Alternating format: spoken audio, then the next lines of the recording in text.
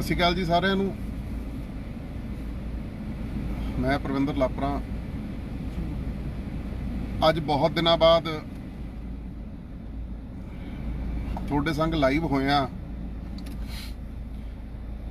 2-3 ਦਿਨਾਂ ਤੋਂ ਮੈਂ ਸੋਸ਼ਲ ਮੀਡੀਆ ਤੇ ਦੇਖ ਰਿਹਾ, ਬਹੁਤ ਰੌਲਾ ਪਿਆ ਹੋਇਆ ਦਵਾਈਆਂ ਦੇ ਮੁੱਦੇ ਨੂੰ ਲੈ ਕੇ, ਸੇਵਾ ਦੇ ਮੁੱਦੇ ਨੂੰ ਲੈ ਕੇ। ਫਿਰ ਜਿੰਨੀ ਕੁ ਮੈਨੂੰ ਇਸ ਫੀਲਡ ਦੀ ਨੌਲੇਜ ਹੈ, ਮੈਂ ਸੋਚਿਆ ਮੈਂ ਵੀ ਤੁਹਾਡੇ ਨਾਲ ਆਪਦੇ ਵਿਚਾਰ ਸਾਂਝੇ ਕਰਾਂ। ਸਭ ਤੋਂ ਪਹਿਲਾਂ ਮੈਂ ਸ਼ਲਾਘਾ ਕਰੂੰਗਾ ਗੁਰੂ ਨਾਨਕ ਮੋਦੀਖਾਨੇ ਵਾਲਿਆਂ ਦੀ, ਜਿਹੜੇ ਕਿ ਬਹੁਤ ਹੀ ਵਾਜਬ ਰੇਟਾਂ ਤੇ, ਜਿਹੜੇ ਕਹਿੰਦੇ ਰੇਟ ਟੂ ਰੇਟ ਦਵਾਈਆਂ ਦੇ ਰਹੇ ਨੇ। ਇਹ ਬਹੁਤ ਵੱਡੀ ਗੱਲ ਹੈ। ਉਹਨਾਂ ਦੀ ਸਾਰੀ ਟੀਮ, ਸਿੱਖ ਵੈਲਫੇਅਰ ਕਾਉਂਸਲ, ਉਹਨਾਂ ਨੂੰ ਮੇਰਾ ਸਲੂਟ ਹੈ ਕਿ ਉਹਨਾਂ ਨੇ ਕੋਈ ਉਪਰਾਲਾ ਕੀਤਾ। ਤੇ ਦੂਜਾ ਉਵੇਂ ਦਾ ਹੀ ਇੱਕ ਉਪਰਾਲਾ ਗਿੱਲ ਰੋਡ ਤੇ 13 ਡਿਪਾਰਟਮੈਂਟਲ ਸਟੋਰ ਦੇ ਨਾਮ ਤੇ ਹੈ, ਜਿੱਥੇ ਲੋਕਾਂ ਨੂੰ ਬਹੁਤ ਵਾਜਬ ਰੇਟ ਤੇ ਰੋਜ਼ਮਰਾ ਦਾ ਘਰ ਦਾ ਰਾਸ਼ਨ ਦਾ ਸਮਾਨ ਮਿਲਦਾ। ਸੋ ਦੋਸਤੋ, ਗੁਰੂ ਨਾਨਕ ਮੋਦੀਖਾਨੇ ਵਰਗੇ ਮੋਦੀਖਾਨੇ ਹਰ ਸ਼ਹਿਰ ਵਿੱਚ ਹੋਣੇ ਚਾਹੀਦੇ ਆ। ਪਰ ਉਹਦੇ 'ਚ ਜਿਵੇਂ ਕਿ ਇੱਥੇ ਲੁਧਿਆਣੇ ਜਿਹੜਾ ਮੋਦੀਖਾਨਾ, ਇਹ ਮੇਰੇ ਹਿਸਾਬ ਨਾਲ ਕਿਸੇ ਮਤਲਬ ਲਈ ਨਹੀਂ ਖੋਲ੍ਹਿਆ ਗਿਆ। ਇਹਦਾ ਇੱਕੋ ਇੱਕ ਰੀਜ਼ਨ ਹੈ ਕਿ ਸੇਵਾ ਭਾਵਨਾ। ਜਿਹੜੀ ਵੀ ਚੀਜ਼ ਸੇਵਾ ਭਾਵਨਾ ਨਾਲ ਕੀਤੀ ਜਾਵੇ ਉਹ ਵੱਡੀ ਹੁੰਦੀ ਹੈ। ਗੁਰੂ ਨਾਨਕ ਮੋਦੀਖਾਨੇ ਦੀ ਤਰਜ਼ ਤੇ ਚੱਲਦੇ ਹੋਏ ਸਰਕਾਰ ਨੂੰ ਵੀ ਕਠੋਰ ਫੈਸਲਾ ਲੈਣਾ ਚਾਹੀਦਾ। ਅੱਜ ਮੈਂ ਤੁਹਾਡੇ ਨਾਲ ਗੱਲ ਕਰੂੰਗਾ, ਇੱਕ ਸੋਲੂਸ਼ਨ ਲੈ ਕੇ ਆਇਆ ਮੈਂ, ਵੀ ਜਿਹੜਾ 10 ਵਾਲਾ ਪੱਤਾ ਉਹ 200 ਦਾ ਵਿਕਦਾ ਹੈ, ਕਿਉਂਕਿ ਉਹਦੀ 200 MRP ਹੈ, ਕਾਸਟਿੰਗ 10 ਰੁਪਏ ਤੇ ਦੁਕਾਨਦਾਰ ਨੂੰ ਆਉਂਦੀ ਹੈ। ਬਟ ਉਹ ਹਰ ਜਗ੍ਹਾ ਨਹੀਂ ਹੁੰਦਾ। ਉਹਦੇ 'ਚ ਵੀ ਇੱਕ ਚੱਕਰ ਹੈ।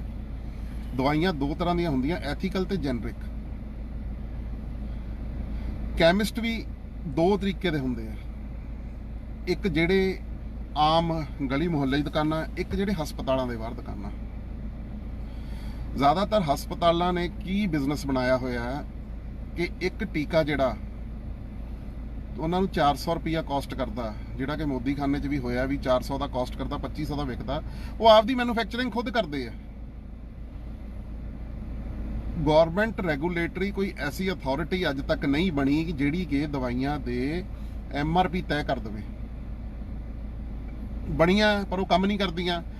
ਡਰੱਗ ਇੰਸਪੈਕਟਰ ਹੈ ਜਿਹੜੇ, ਉਹ ਸਿਰਫ ਦੁਕਾਨਾਂ ਤੇ ਜਾਂਦੇ ਆ, ਰੇਡਾਂ ਮਾਰਦੇ ਆ ਛੋਟੀ ਮੋਟੀ ਚੀਜ਼ਾਂ। ਤੁਹਾਨੂੰ ਸੱਚਾਈ ਦੱਸਾਂ, ਡਰੱਗ ਇੰਸਪੈਕਟਰ ਜਦੋਂ ਦੁਕਾਨ ਤੇ ਰੇਡ ਮਾਰਨ ਜਾਂਦਾ, ਜਦੋਂ ਤੁਸੀਂ ਉਹਦੀ ਜੇਬ 'ਚ ਉਹਦੀ ਦੇਖ ਅਨੁਸਾਰ 2 ਤੋਂ 5000 ਪਾ ਦੋਗੇ ਤੁਹਾਡੀ ਦੁਕਾਨ ਤੋਂ, ਉਹ ਉਨੇ ਕੁ ਪੈਸੇ ਲੈ ਕੇ ਚਲੇ ਜਾਂਦਾ ਤੇ ਉਹਨੂੰ ਕੋਈ ਮਤਲਬ ਨਹੀਂ ਦੁਕਾਨ ਤੇ ਕੀ ਵਿਕਦਾ, ਕਿਵੇਂ ਵਿਕਦਾ।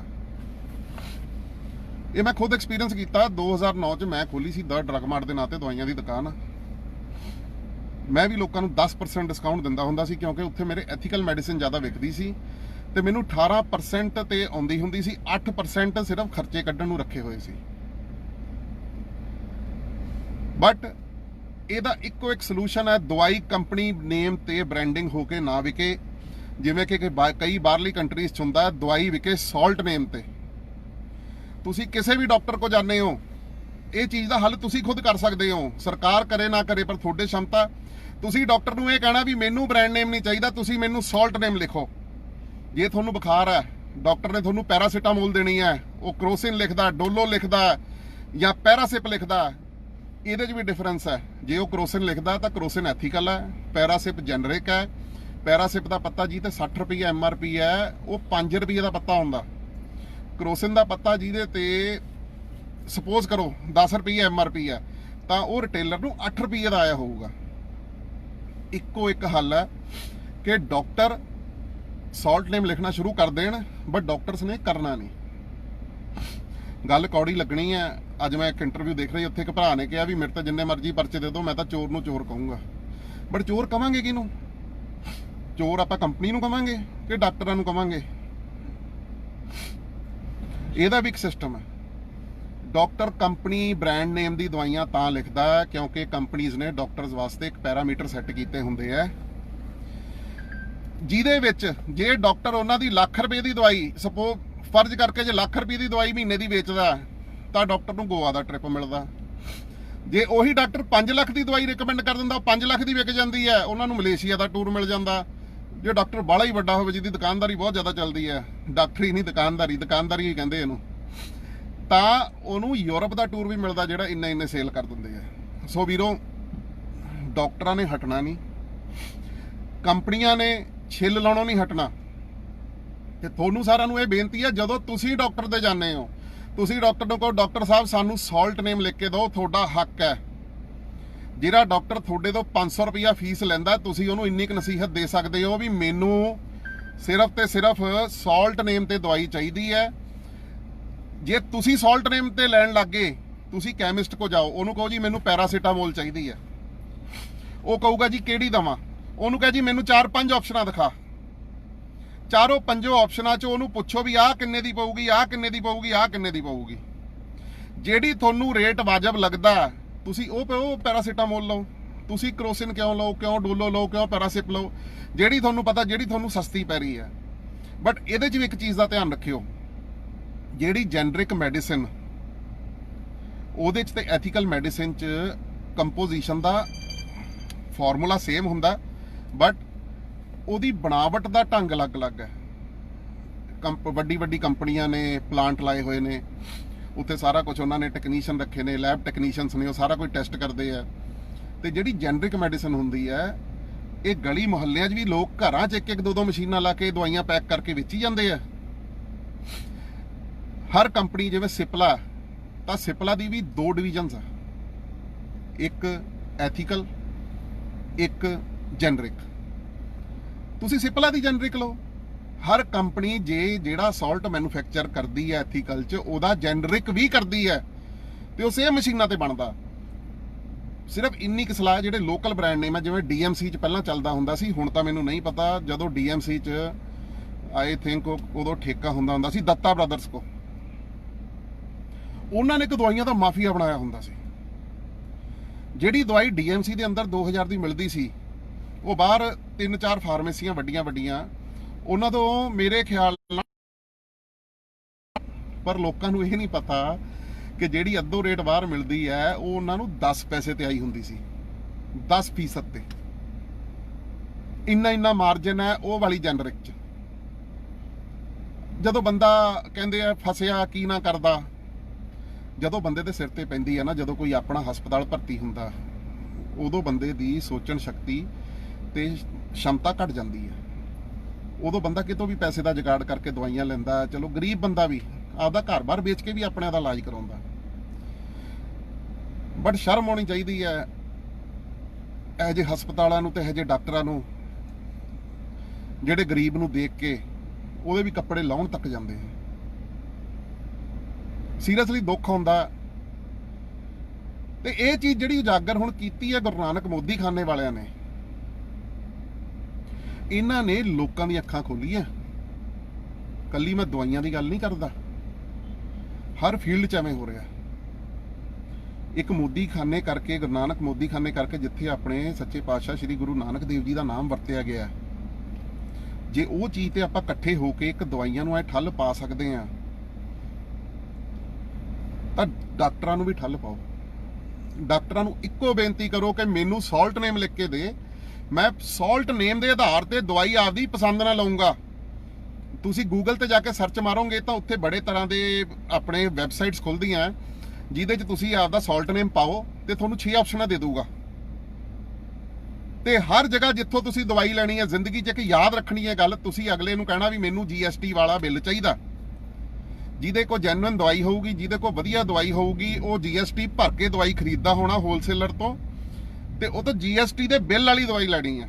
ਜਿਹੜਾ ਬੰਦਾ ਤੁਹਾਨੂੰ ਬਿੱਲ ਨਹੀਂ ਦਊਗਾ, ਤੁਹਾਨੂੰ ਸਬ ਸਟੈਂਡਰਡ ਦਵਾਈਆਂ ਦਊਗਾ। ਦਵਾਈਆਂ ਦੀ ਦੁਨੀਆ ਵਿੱਚ ਬਹੁਤ ਵੱਡਾ ਝੋਲ ਹੈ ਇਹ। ਤਾਂ ਤੁਹਾਨੂੰ ਸਾਰਿਆਂ ਨੂੰ ਇੱਕੋ ਬੇਨਤੀ ਹੈ, ਜੇ ਡਾਕਟਰ ਕੋਈ ਸੁਣਦਾ ਮੇਰੀ ਗੱਲ, ਮਾਈਂਡ ਨਾ ਕਰਿਓ, ਪਰ ਆਪਦੇ ਵੀ ਅੰਦਰ ਝਾਕ ਕੇ ਦੇਖ ਲਓ। ਜੇ ਤੁਸੀਂ ਹਸਪਤਾਲਾਂ 'ਚ ਲੱਗੇ ਹੋ, ਉੱਥੋਂ 2-2, 2.5-2.5 ਲੱਖ ਤੁਸੀਂ ਤਨਖਾਹ ਲੈਂਦੇ ਹੋ ਨਾ, ਤਾਂ 20 ਲੱਖ ਰੁਪਈਆ ਤੁਸੀਂ ਦਵਾਈਆਂ ਵਾਲੀ ਕੰਪਨੀਆਂ ਤੋਂ ਬਣਾਉਂਦੇ ਹੋ ਮਹੀਨੇ ਦਾ। ਜੇ ਮੈਂ ਕਿਤੇ ਝੂਠ ਬੋਲਾਂ ਤਾਂ ਮੇਰੇ ਤੇ ਡੈਫੇਮੇਸ਼ਨ ਦਾ ਕੇਸ ਪਾ ਦਿਓ। ਬਾਕੀ ਸਰਕਾਰਾਂ ਨੂੰ ਬੇਨਤੀ ਹੈ ਵੀ ਇੱਕ ਜੇ ਤੁਸੀਂ ਆਰਡੀਨੈਂਸ ਹੀ ਪਾਸ ਕਰ ਦਿਓ, honourable CM captain Amarinder Singh ji ਨੂੰ ਮੇਰੀ ਵਿਨਮਰ ਬੇਨਤੀ ਹੈ, ਆਪਣੀ ਪੂਰਨ ਮੈਜੋਰਿਟੀ ਹੈ, ਪੂਰਨ ਬਹੁਮਤ ਆਪਣਾ ਅਸੈਂਬਲੀ 'ਚ, ਇੱਕ ਜੇ ਤੁਸੀਂ ਦਵਾਈਆਂ ਦੇ ਨਾਮ ਤੇ ਆਰਡੀਨੈਂਸ ਹੀ ਲੈ ਆਓ ਨਾ ਕਿ ਦਵਾਈ ਸਿਰਫ ਸਾਲਟ ਨੇਮ ਤੇ ਵਿਕੂਗੀ, ਇਹਦੇ ਨਾਲ ਕੰਪਨੀਆਂ ਦੀ ਦੁਕਾਨਦਾਰੀ ਬੰਦ ਹੋ ਜਾਣੀ ਹੈ। ਫਰਜ਼ ਇੱਕ ਸਾਲਟ ਨੇਮ ਆ ਗਿਆ, ਤੁਸੀਂ ਲਾ ਕੇ ਚੱਲੋ ਕੋਈ ਬੀਪੀ ਦੀ ਦਵਾਈ ਹੈ, ਉਹ ਦਵਾਈ ਦਾ ਤੁਸੀਂ ਨਾਮ ਨਹੀਂ ਦੇਣਾ, ਤੁਸੀਂ ਸਾਲਟ ਨੇਮ ਦੇਣਾ। ਫਿਰ ਕੰਪਨੀਆਂ ਕੀ ਕਰਨਗੀਆਂ, 10 ਤਰ੍ਹਾਂ ਦੀਆਂ ਕੰਪਨੀਆਂ ਜਦੋਂ ਦਵਾਈ ਬਣਾਉਣਗੀਆਂ ਤਾਂ ਉਹ ਰੇਟਸ ਕੰਪੀਟੀਟਿਵ ਰੱਖਣਗੀਆਂ। ਜੇ ਉਹਨਾਂ ਨੂੰ ਫਰਜ਼ ਕਰੋ 10 ਰੁਪਏ ਦੀ ਇੱਕ ਗੋਲੀ ਪੈ ਰਹੀ ਹੈ ਤਾਂ ਆਪਦੀ ਗੋਲੀ ਵੇਚਣ ਵਾਸਤੇ, ਮਾਰਕੀਟ 'ਚ ਸਰਵਾਈਵ ਕਰਨ ਵਾਸਤੇ ਉਹਨਾਂ ਨੂੰ ਬਹੁਤ ਹੀ ਕੰਪੀਟੀਟਿਵ ਪ੍ਰਾਈਸਿੰਗ ਕਰਨੀ ਪੈਣੀ ਹੈ। ਜਿਹੜੇ ਮੇਰੇ ਕੈਮਿਸਟ ਵੀਰ ਨੇ ਉਹਨਾਂ ਦਾ ਵੀ ਕਸੂਰ ਨਾ ਕੱਢੋ। ਜਿਹੜਾ ਕੈਮਿਸਟ ਐਥੀਕਲ ਦਵਾਈਆਂ ਵੇਚ ਰਿਹਾ ਉਹਨੂੰ 20% ਮਾਰਜਨ ਤੇ ਆ ਰਹੀਆਂ, ਜੇ ਉਹ 10% ਡਿਸਕਾਊਂਟ ਦੇ ਰਿਹਾ ਤਾਂ ਬਾਕੀ 10% ਨਾ ਆਪਦੀ ਦੁਕਾਨ ਦਾ ਕਿਰਾਇਆ, ਆਪਦੀ ਦੁਕਾਨ ਦੇ ਖਰਚੇ, ਆਪਦੀ ਦੁਕਾਨ ਦੇ ਬਿਜਲੀ ਦੇ ਬਿੱਲ ਦੇ ਰਿਹਾ। ਜੇ ਤੁਸੀਂ ਇੰਨੇ ਸਮਝਦਾਰ ਹੋ, ਤੁਹਾਨੂੰ ਪਤਾ ਜੈਨਰਿਕ ਦਵਾਈਆਂ ਤੁਸੀਂ ਉਹ ਖਾਣੀ ਚਾਹੁੰਦੇ ਹੋ, ਤਾਂ ਤੁਸੀਂ ਕੈਮਿਸਟ ਨੂੰ ਕਹੋ ਵੀ ਆ ਜਿਹੜੀ ਸਾਲਟ ਹੈ, ਜਦੋਂ ਕੈਮਿਸਟ ਸਮਝਾਉਣ ਲੱਗਦਾ ਨਾ, ਜਦੋਂ ਡਾਕਟਰ ਦੀ ਕੋਈ ਪਰਚੀ ਲੈ ਕੇ ਜਾਈਦੀ ਹੈ ਵੀ ਇਹਦੇ 'ਚ ਮੈਂ ਤੁਹਾਨੂੰ ਕੋਈ ਹੋਰ ਕੰਪਨੀ ਦੀ ਦੇ ਦਾਂ, ਤਾਂ ਆਪਣੇ ਵਰਗੇ ਉਦੋਂ ਵਹਿਮ ਕਰ ਜਾਂਦੇ, ਨਹੀਂ ਨਹੀਂ ਨਹੀਂ ਨਹੀਂ, ਜਿਹੜੀ ਡਾਕਟਰ ਸਾਹਿਬ ਨੇ ਲਿਖੀ ਹੈ ਨਾ ਉਹੀ ਦਿਓ। ਡਾਕਟਰਾਂ ਦੀ ਵੀ ਇੱਕ ਬੜੀ ਵਧੀਆ ਗੱਲ ਆ, ਜਦੋਂ ਡਾਕਟਰ ਸਾਹਿਬ ਤੁਹਾਨੂੰ ਕੋਈ ਦਵਾਈ ਲਿਖ ਕੇ ਦਿੰਦੇ, ਤੁਸੀਂ ਉਹਦੇ ਬਾਹਰਲੇ ਕੈਮਿਸਟ ਕੋਲ ਜਾਓ, ਉਹਨੂੰ ਪੁੱਛੋ ਵੀ ਭਾਜੀ ਇਹ ਦਵਾਈ ਮੈਂ ਪੂਰਾ ਸ਼ਹਿਰ ਘੁੰਮ ਲਿਆ ਵੀ ਸਾਨੂੰ ਕਿਤੋਂ ਮਿਲੀ ਨਹੀਂ। ਉਹ ਕਹਿੰਦਾ ਭਾਜੀ ਕਿਤੋਂ ਮਿਲਣੀ ਨਹੀਂ, ਇਹ ਸਾਡੇ ਕੋਲ ਹੀ ਮਿਲਣੀ ਹੈ, ਸ਼ਾਬਾਸ਼ੇ ਤੇਰੇ। ਇਹ ਬਹੁਤ ਸ਼ਾਬਾਸ਼ੀ ਵਾਲੀ ਗੱਲ ਹੈ। ਅੱਜ ਨੋਟ ਕਰ ਲਓ, ਜਿਹੜੀ ਡੀਐਮਸੀ ਦੀ ਦਵਾਈ ਆ ਉਹ ਡੀਐਮਸੀ ਦੇ ਬਾਹਰ ਮਿਲੂਗੀ, ਕ੍ਰਿਸ਼ਨਾ ਹਸਪੀਟਲ ਦੀ ਦਵਾਈ ਕ੍ਰਿਸ਼ਨਾ ਹਸਪੀਟਲ ਦੇ ਬਾਹਰ ਮਿਲੂਗੀ, ਸੀਐਮਸੀ ਦੀ ਦਵਾਈ ਸੀਐਮਸੀ ਦੇ ਬਾਹਰ ਮਿਲੂਗੀ। ਕਿਉਂ? ਮੈਡੀਕਲ ਮਾਫੀਆ, ਕੰਪਨੀਆਂ ਦਾ ਮਾਫੀਆ। ਫਿਰ ਉਸ ਤੋਂ ਬਾਅਦ ਆ ਸਾਰਾ ਜਿੰਨੇ ਆਪਣੇ ਵੱਡੇ ਮੈਡੀਕਲ ਸਟੋਰ ਜਿਹੜੇ ਹਸਪਤਾਲਾਂ ਦੇ ਅੰਦਰ ਆਪਰੇਟ ਕਰਦੇ ਆ, ਇਹਨਾਂ ਦੀ ਸੈਟਿੰਗ ਹੈ। ਡਾਕਟਰਾਂ ਨਾਲ ਤਾਂ ਕਮਿਸ਼ਨ ਹੈ ਹੀ ਹੈ, ਜਿਹੜੇ ਮੈਡੀਕਲ ਰਿਪਰੈਜ਼ੈਂਟੇਟਿਵ ਹੁੰਦੇ ਆ ਨਾ, ਇਹਨਾਂ ਦੀ ਵੀ ਸੈਟਿੰਗਾਂ ਨੇ। ਤੇ ਉਸ ਕਰਕੇ ਜਦੋਂ ਸਿਰਫ ਸਾਲਟ ਨੇਮ ਤੇ ਦਵਾਈ ਵਿਕਣ ਲੱਗ ਗਈ, ਕੰਪੀਟੀਸ਼ਨ ਆਪਸ 'ਚ ਕੰਪਨੀਆਂ 'ਚ ਹੀ ਹੋ ਗਿਆ, ਰਾਦਰ ਕੇ ਕੰਪੀਟੀਸ਼ਨ ਕੈਮਿਸਟ 'ਚ ਹੋਵੇ ਵੀ ਮੈਂ 10% ਡਿਸਕਾਊਂਟ ਦਿੱਤਾ, ਮੈਂ 15 ਦੇਤਾ। ਜਦੋਂ ਕੰਪਨੀ 'ਚ ਹੀ ਕੰਪੀਟੀਸ਼ਨ ਆ ਗਿਆ ਤਾਂ 10 ਰੁਪਏ ਵਾਲੇ ਪੱਤੇ ਤੇ ਕੋਈ 200 ਰੁਪਏ ਐਮਆਰਪੀ ਨਹੀਂ ਲਾਊਗਾ, ਫਿਰ 10 ਰੁਪਏ ਵਾਲੇ ਪੱਤੇ ਤੇ 15 ਰੁਪਏ ਐਮਆਰਪੀ ਲੱਗੂਗੀ। ਇਹ ਅੱਜ ਗੱਲਾਂ ਕਈਆਂ ਨੂੰ ਕੌੜੀਆਂ ਲੱਗਦੀਆਂ ਹੋਣੀਆਂ, ਕਈਆਂ ਨੂੰ ਮਿੱਠੀਆਂ ਲੱਗਦੀਆਂ ਹੋਣੀਆਂ। ਥੱਲੇ ਕਮੈਂਟ ਕੋਈ ਗੁੱਡ ਦੇ ਵੀ ਆ ਰਹੇ ਆ, ਕੋਈ ਕਹਿੰਦਾ ਜੀ ਇਕੱਲੇ ਉਹਨਾਂ ਨੂੰ ਸੋਚ ਕੇ ਚੋਰ ਨੂੰ ਚੋਰ, ਸਾਰਿਆਂ ਨੂੰ ਚੋਰ ਨਾ ਕੋਈ, ਨਹੀਂ ਸਾਰਿਆਂ ਨੂੰ ਚੋਰ ਨਹੀਂ ਕਹਿ ਰਿਹਾ, ਜਿਹੜੇ ਅਸਲ ਚੋਰ ਆ ਉਹਨਾਂ ਨੂੰ ਪਤਾ, ਉਹਨਾਂ ਨੂੰ ਮੈਨੂੰ ਚੋਰ ਕਹਿਣ ਦੀ ਵੀ ਲੋੜ ਨਹੀਂ। ਕੋਈ ਕੋਠੇ ਤੇ ਖੜ ਕੇ ਰੌਲਾ ਪਾਉਣ ਨਾਲ ਸੱਚਾ ਨਹੀਂ ਹੋ ਜਾਂਦਾ, ਕੋਈ ਭੁੰਜੇ ਖੜ ਕੇ ਬੋਲਣ ਨਾਲ ਝੂਠਾ ਨਹੀਂ ਹੋ ਜਾਂਦਾ। ਤਾਂ ਮੈਂ ਤਾਂ ਸਿਰਫ ਇੰਨੀ ਗੱਲ ਕਹਿਣਾ ਚਾਹੁੰਦਾ ਕਿ ਜਿਹੜਾ ਉਪਰਾਲਾ ਗੁਰੂ ਨਾਨਕ ਮੋਦੀ ਖਾਨੇ ਵਾਲਿਆਂ ਨੇ ਕੀਤਾ ਉਹ ਕਾਬਿਲੇ ਤਾਰੀਫ ਹੈ, ਉਹ ਸਲੂਟ ਦੇ ਹੱਕਦਾਰ ਨੇ। ਬਟ ਹੁਣ ਆਪਾਂ ਆਪਣਾ ਰੋਲ ਨਿਭਾਈਏ। ਜਦੋਂ ਕਿਸੇ ਡਾਕਟਰ ਕੋਲ ਤੁਸੀਂ ਦਵਾਈ ਲੈਣ ਜਾਣਾ ਤਾਂ ਸਿਰਫ ਸਾਲਟ ਨੇਮ ਪ੍ਰਸਕ੍ਰਾਈਬ ਕਰਾਉਣਾ। ਤੇ ਮੈਂ ਆਪਣੀ ਸਰਕਾਰ, ਮੈਂ ਖੁਦ ਮਾਡਲ ਟਾਊਨ ਲੁਧਿਆਣੇ ਤੋਂ ਕਾਉਂਸਲਰ ਹਾਂ, ਮੈਂ ਕੈਪਟਨ ਅਮਰਿੰਦਰ ਸਿੰਘ ਜੀ ਨੂੰ ਬੇਨਤੀ ਕਰਦਾ ਕਿ ਇੱਕ ਆਰਡੀਨੈਂਸ ਪਾਸ ਕੀਤਾ ਜਾਵੇ। ਸਿਹਤ ਮੰਤਰੀ ਸਾਹਿਬ ਸਰਦਾਰ ਬਲਬੀਰ ਸਿੰਘ ਸਿੱਧੂ ਜੀ ਨੂੰ ਬੇਨਤੀ ਕਰਦਾ ਕਿ ਇਹ ਆਰਡੀਨੈਂਸ ਲਿਆਂਦਾ ਜਾਵੇ ਕਿ ਜਿਹੜੀਆਂ ਵੀ ਕੰਪਨੀਆਂ ਹੈ ਉਹ ਕੰਪਨੀਆਂ ਸਾਲਟ ਨੇਮ ਤੇ ਆਪਦੀ ਦਵਾਈਆਂ ਦੇ ਕੰਪੀਟੀਟਿਵ ਪ੍ਰਾਈਸਿੰਗ ਕਰਨ, ਤਾਂ ਜੋ ਕਿ ਲੋਕਾਂ ਨੂੰ ਫਾਇਦਾ ਹੋਵੇ।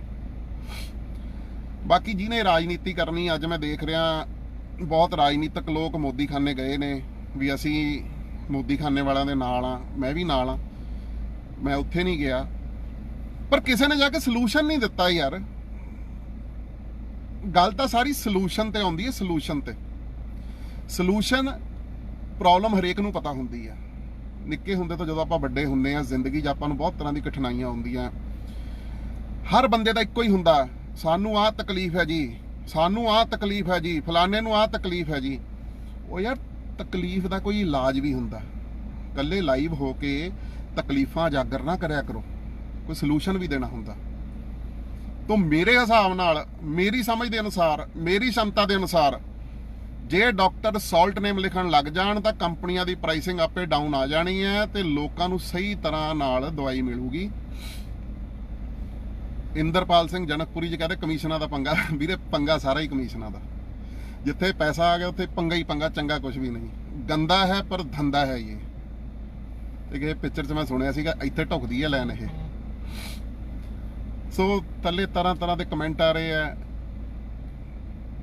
ਉਹੀ ਮੈਂ ਦੇਖ ਰਿਹਾ। ਸੋ ਵੀਰੇ ਮੁੱਖ ਦੀ ਗੱਲ ਇਹ ਹੈ, ਜਿਸ ਦਿਨ ਬ੍ਰਾਂਡ ਨੇਮ ਨੂੰ ਛੱਡ ਕੇ ਤੁਸੀਂ ਐਥੀਕਲ ਡਿਵੀਜ਼ਨ 'ਚ ਹੀ ਸਾਲਟ ਨੇਮ ਤੇ ਆ ਗਏ ਤਾਂ ਉਸ ਦਿਨ ਜੈਨਰਿਕ ਤੇ ਐਥੀਕਲ ਵਾਲਾ ਪੰਗਾ ਵੀ ਮੁੱਕ ਜੂ। ਐਥੀਕਲ ਤੇ ਜੈਨਰਿਕ ਦੋਨੋਂ ਜਿਹੜੀ ਕੰਪਨੀਆਂ ਬਣਾਉਂਦੀਆਂ, ਸਿਪਲਾ ਦੀ ਦੋ ਤਰ੍ਹਾਂ ਦੀ ਪੈਰਾਸੀਟਾਮੋਲ ਆਉਂਦੀ ਹੈ, ਇੱਕ ਐਥੀਕਲ ਇੱਕ ਜੈਨਰਿਕ। ਮਸ਼ੀਨਾਂ ਸੇਮ ਹੈ, ਇੱਕੋ ਜਗ੍ਹਾ ਬਣਦੀ ਹੈ, ਇੱਕੋ ਜਗ੍ਹਾ ਪੈਕ ਹੁੰਦੀ ਹੈ, ਫਿਰ ਮੈਨੂਫੈਕਚਰਿੰਗ ਕਾਸਟ 'ਚ ਫਰਕ ਤਾਂ ਨਹੀਂ ਹੋ ਸਕਦਾ, ਮਾਰਜਨਸ 'ਚ ਜ਼ਰੂਰ ਹੈ। ਜਿਹੜੇ ਬੰਦੇ ਦਵਾਈਆਂ ਦਾ ਕੰਮ ਕਰਦੇ ਉਹ ਚੀਜ਼ ਨੂੰ ਸਮਝਦੇ ਆ, ਉਹਨਾਂ ਦੀ ਵੀ ਮਜਬੂਰੀ ਹੈ। ਜਿਹੜੇ ਛੋਟੇ ਕੈਮਿਸਟ ਉਹਨਾਂ ਦਾ ਵਿਚਾਰੇ ਹੱਥ ਬੰਨੇ ਹੋਏ ਆ, ਉਹ ਕੀ ਕਰਨ। ਜਿਹੜੀ ਵੱਡੀਆਂ ਮੱਛੀਆਂ ਆ ਗੇਮ 'ਚ, ਵੱਡੇ ਕੈਮਿਸਟ ਆ ਜਿਹੜੇ 4-4 ਕੰਪਨੀਆਂ ਆਪ ਲਈ ਫਿਰਦੇ ਆ, ਤੇ ਜਿਹੜੇ ਲੋਕਾਂ ਦੀ ਛਿੱਲ ਲਾਉਂਦੇ ਆ, 50-50 ਹਜ਼ਾਰ ਦੇ ਟੀਕੇ ਆਉਂਦੇ ਆ ਜਿਨ੍ਹਾਂ ਦੀ ਕਾਸਟਿੰਗ ਮਾਤਰ 100 ਰੁਪਈਆਂ 'ਚ ਹੁੰਦੀ ਹੈ। ਜੇ 800 ਰੁਪਏ ਦੀ ਕਾਸਟ ਕਰਦੀ ਹੈ ਤਾਂ ਟੀਕਾ 50,000 ਦਾ ਵਿਕੇ, ਉਹ ਬੰਦਾ ਮਰਦਾ ਵੀ ਲੈਂਦਾ, ਕਿਉਂਕਿ ਉਹਨੂੰ ਪਤਾ ਵੀ ਜੇ 50,000 ਦਾ ਟੀਕਾ ਮੇਰੇ ਭਰਾ ਦੇ, ਮੇਰੀ ਭੈਣ ਦੇ, ਮੇਰੇ ਮਾਤਾ ਦੇ, ਮੇਰੇ ਪਿਤਾ ਦੇ ਟਾਈਮ ਤੇ ਨਾ ਲੱਗਿਆ ਤਾਂ ਪਤਾ ਨਹੀਂ ਕੀ ਪਾਣਾ ਵਰਤ ਜਾਣਾ। ਸੋ ਲੋਕਾਂ ਦੇ ਇਮੋਸ਼ਨਸ ਨੂੰ ਐਕਸਪਲੋਇਟ ਕਰ ਰਹੇ ਆ। ਇਹ ਲੋਕਾਂ ਦੇ ਇਮੋਸ਼ਨਸ ਨੂੰ ਐਕਸਪਲੋਇਟ ਕਰਨਾ ਬੰਦ ਕਰੋ। ਕੈਪਟਨ ਸਾਹਿਬ ਹੱਥ ਜੋੜ ਕੇ ਬੇਨਤੀ ਹੈ, ਮੈਂ ਇੱਡਾ ਮੇਰਾ ਲੈਵਲ ਨਹੀਂ ਹੈਗਾ ਕਿ ਮੈਂ ਤੁਹਾਡੇ ਤੱਕ ਆ ਕੇ ਮੈਂ ਤੁਹਾਨੂੰ ਕਦੇ ਆਵਾਜ਼ ਪਹੁੰਚਾ ਸਕਾਂ। ਮੈਂ ਜਿੰਨੀ ਮਰਜ਼ੀ ਕੋਸ਼ਿਸ਼ ਕਰ ਲਾਂ ਜੀ, ਮੈਂ ਤੁਹਾਡੇ ਤੱਕ ਨਹੀਂ ਪਹੁੰਚ ਸਕਦਾ। ਮੇਰੀ ਸਰਕਾਰ ਹੈ, ਮੈਂ ਸਰਕਾਰ 'ਚ ਇੱਕ ਮਾਮੂਲੀ ਕਾਉਂਸਲਰ ਹਾਂ, ਆਪਦੇ ਵਾਰਡ ਦੇ ਲੋਕਾਂ ਦੀ ਆਵਾਜ਼ ਹਾਂ, ਪਰ ਮੈਨੂੰ ਅੱਜ ਇੱਕ ਇਨਸਾਨੀਅਤ ਦੇ ਤੌਰ ਤੇ, ਹਿਊਮੈਨਿਟੀ ਦੇ ਤੌਰ ਤੇ ਇੱਕ ਤੁਹਾਨੂੰ ਵਿਨਮਰ ਬੇਨਤੀ ਕਰਨੀ ਪੈ ਰਹੀ ਹੈ ਕਿ ਇੱਕ ਆਰਡੀਨੈਂਸ ਲਿਆਓ, ਦਵਾਈਆਂ ਨੂੰ ਆਪਦੇ ਅੰਡਰ ਕੰਟਰੋਲ 'ਚ ਲੈ ਕੇ ਆਓ। ਜੇ ਆਪਾਂ ਸ਼ਰਾਬ ਵਾਸਤੇ ਪਾਲਿਸੀਆਂ ਨਿਤ ਬਦਲ ਸਕਦੇ ਆ, ਐਜ਼ ਪਰ ਕਨਵੀਨੀਅੰਸ ਬਦਲ ਸਕਦੇ ਆ, ਐਜ਼ ਪਰ ਕਨਵੀਨੀਅੰਸ ਤਾਂ ਸਾਰੇ ਸਮਝ ਜਾਣਗੇ ਵੀ ਕਿਉਂ ਬਦਲ ਸਕਦੇ ਆ, ਉਵੇਂ ਆਪਾਂ ਦਵਾਈਆਂ ਤੇ ਕਿਉਂ ਨਹੀਂ ਕਰਦੇ। ਸਰ, ਨੀਡਸ, ਵਾਂਟਸ ਤੇ ਡਿਜ਼ਾਇਰਸ ਤਿੰਨ ਚੀਜ਼ ਆ ਜਿਹਦੇ ਤੇ ਲੋਕ ਆਪਦੀ ਜ਼ਿੰਦਗੀ ਜਿਉਂਦੇ ਆ।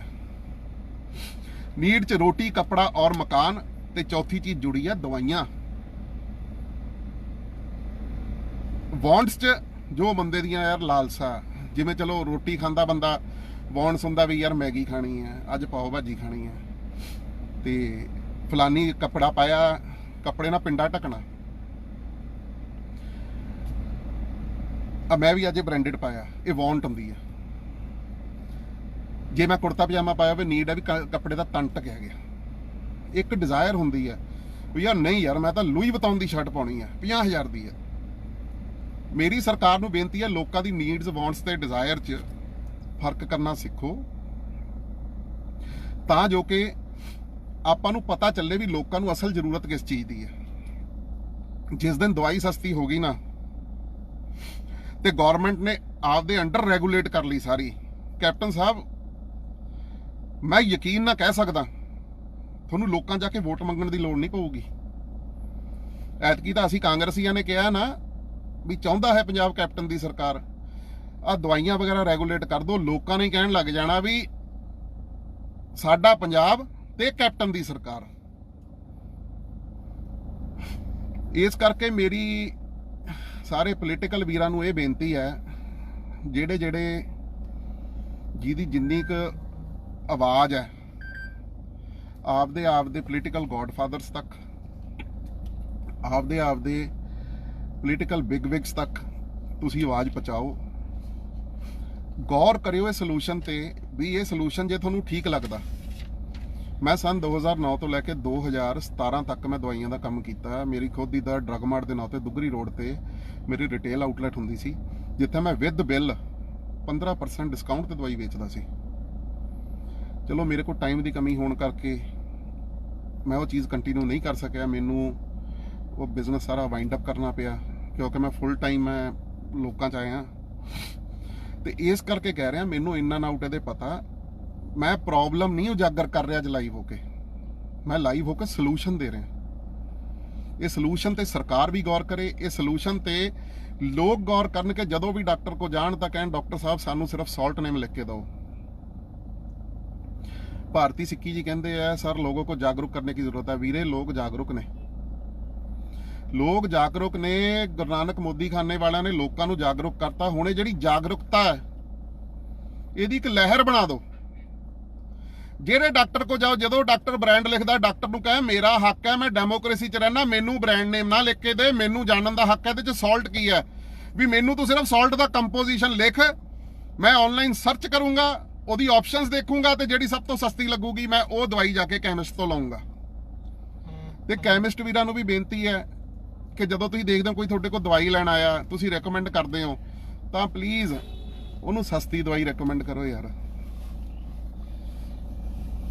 ਕਿਉਂਕਿ ਚੱਕਰ ਇਹ ਮਾਰਜਨ ਦੀ ਗੱਲ ਹੈ ਨਾ, ਮਾਰਜਨ ਆਪਦੇ ਜੈਨੂਨ ਲੈ ਰਹੇ ਹੋ ਤੁਸੀਂ। ਚਲੋ ਤੁਹਾਨੂੰ ਲੱਗਦਾ ਜਿਹੜੀ ਵੱਡੀ ਮੱਛੀਆਂ ਜਿਹੜੀਆਂ ਛਿੱਲ ਲਾਉਂਦੀਆਂ ਉਹ ਵੀ ਆਪਣੇ ਛੋਟੇ ਕੈਮਿਸਟ ਤੁਹਾਡੇ ਕਰਕੇ ਉਹਨਾਂ ਨੇ ਆ ਨੈਟ 'ਚ ਫਸਣਾ।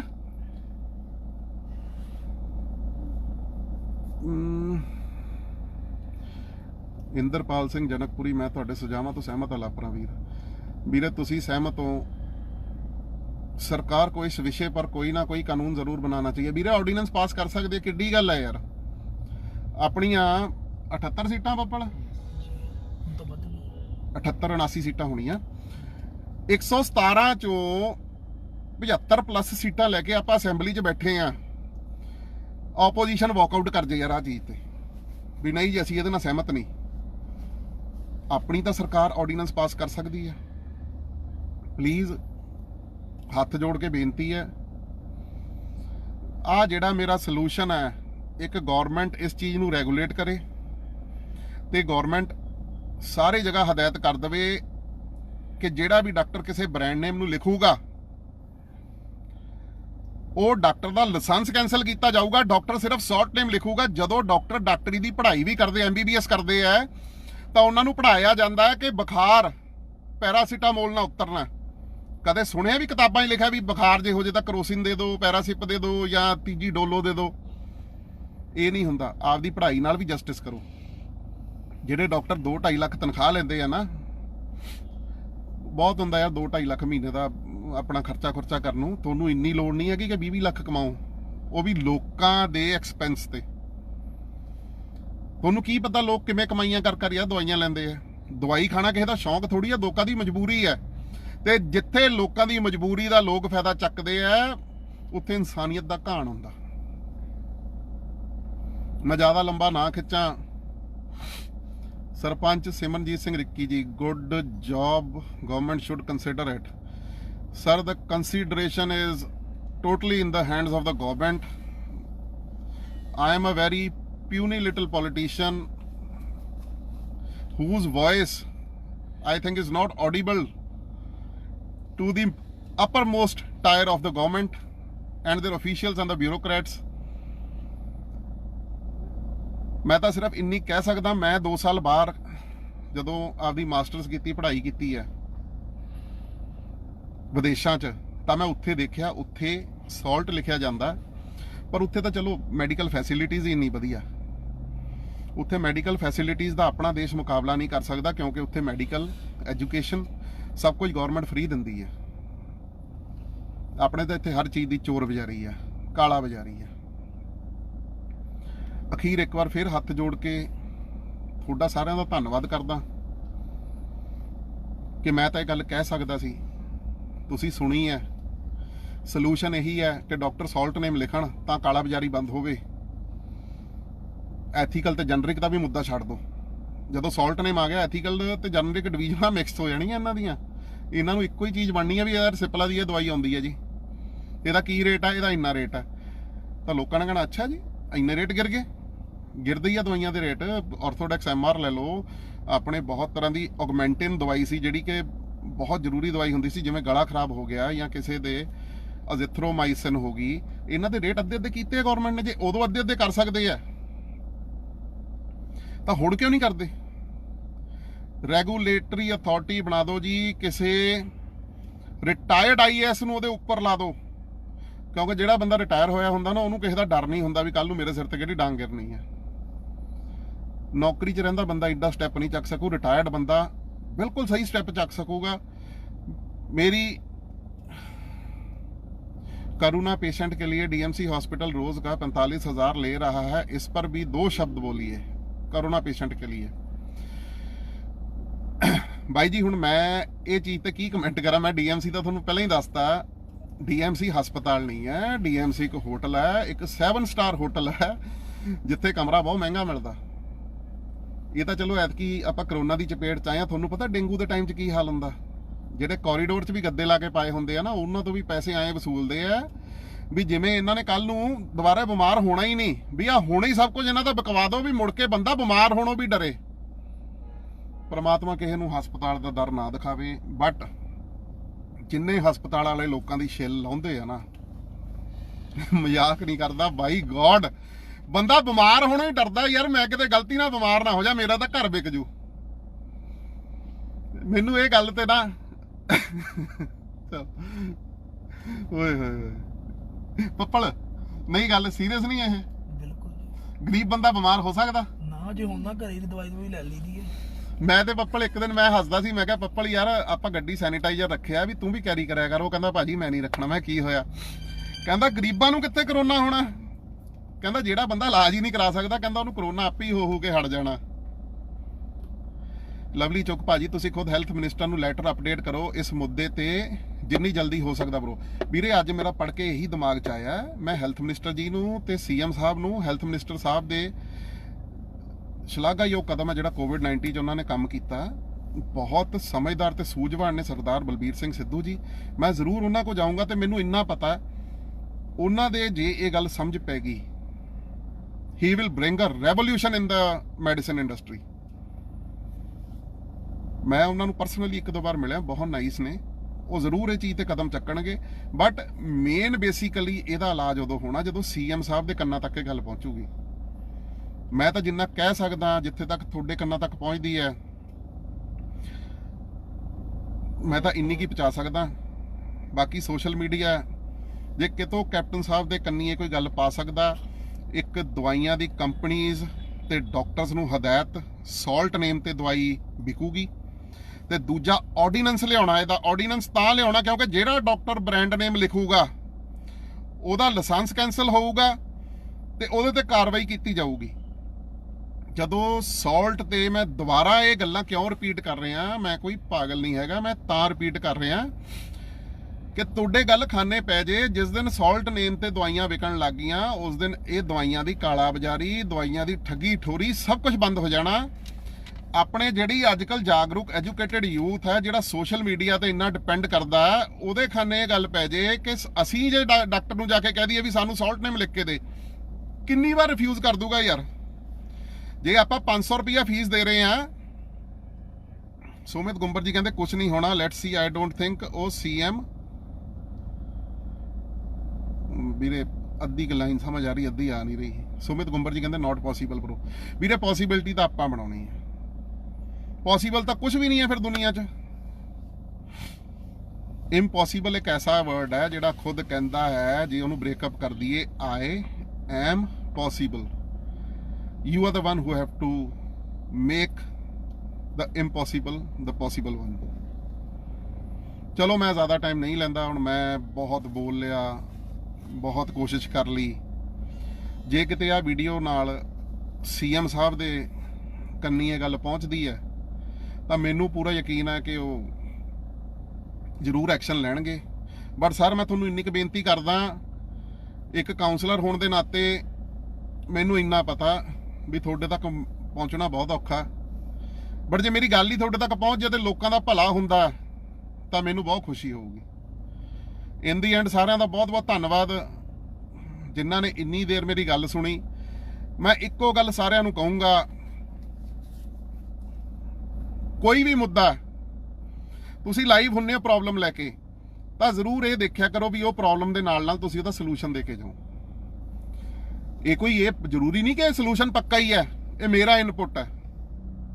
ਕਈਆਂ ਨੂੰ ਪਸੰਦ ਵੀ ਆ ਸਕਦਾ, ਕਈ ਉਲਟ ਵੀ ਹੋਣਗੇ, ਬਟ ਇਨ ਦੀ ਐਂਡ ਮੈਂ ਫੇਰ ਤੋਂ ਇੱਕ ਵਾਰ ਗੁਰੂ ਨਾਨਕ ਮੋਦੀ ਖਾਨਾ ਤੇ 13 ਡਿਪਾਰਟਮੈਂਟਲ ਸਟੋਰ ਜਿਹੜਾ ਗਿੱਲ ਰੋਡ ਤੇ ਹੈ, ਉਹਨਾਂ ਦੇ ਸ਼ਰਧਾ ਨੂੰ, ਉਹਨਾਂ ਦੀ ਸੇਵਾ ਭਾਵਨਾ ਨੂੰ ਬਿਗ ਸਲੂਟ ਕਰਦਾ ਤੇ ਪ੍ਰਮਾਤਮਾ ਨੂੰ ਇੰਨੀ ਕੁ ਬੇਨਤੀ ਕਰਦਾ, ਆ ਜਿਹੜੇ ਯੋਧੇ ਲੱਗੇ ਹੋਏ ਆ ਸਾਰੇ ਕੰਮਾਂ ਤੇ, ਇਹਨਾਂ ਨੂੰ ਇੰਨੀ ਕੁ ਸ਼ਕਤੀ ਦੇ ਵੀ ਇਸੇ ਭਾਵਨਾ ਨਾਲ ਬਿਨਾਂ ਕਿਸੇ ਪ੍ਰੋਫਿਟ ਤੋਂ, ਬਿਨਾਂ ਕਿਸੇ ਮੰਤਵ ਤੋਂ ਇਹ ਸੇਵਾ ਕਰਦੇ ਰਹਿਣ। ਬਹੁਤ ਬਹੁਤ ਧੰਨਵਾਦ। ਬਹਾਵਲਪੁਰੀ ਟੀਵੀ ਦੀ ਲੇਟੈਸਟ ਵੀਡੀਓ ਦੇਖਣ ਦੇ ਲਈ ਚੈਨਲ ਨੂੰ ਲਾਈਕ ਕਰੋ, ਕਮੈਂਟ ਕਰੋ, ਸ਼ੇਅਰ ਕਰੋ, ਸਬਸਕ੍ਰਾਈਬ ਕਰੋ, ਬੈਲ ਆਈਕਨ ਦਾ ਬਟਨ ਜ਼ਰੂਰ ਦਬਾਓ।